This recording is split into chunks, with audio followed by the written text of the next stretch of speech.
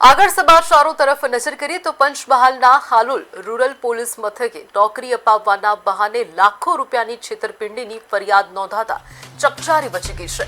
હાલોલના કંજરી ગામના આરોપી ભરત પરમારે પોતાની જાતને FCI એટલે કે ફૂડ કોર્પોરેશન ઓફ ઇન્ડિયાના ડાયરેક્ટર તરીકે ઓળખ આપીને રેલવે અને ONGCમાં નોકરી મેળવી આપવાની લાલચ આપી હતી।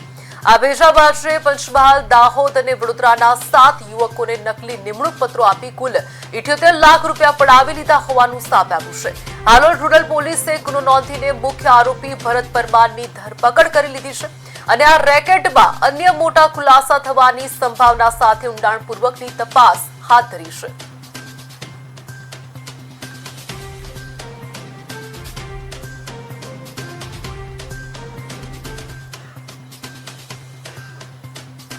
હાલોલ રૂરલ પોલીસ સ્ટેશનના જે તપાસ કરનાર અધિકારી છે એમણે તપાસ દરમિયાન આ ડોક્યુમેન્ટ્સ એણે બનાવ્યા છે। ગોધરા ખાતે કોઈ નૌકાર દુકાન છે એમાં બનાવેલ છે।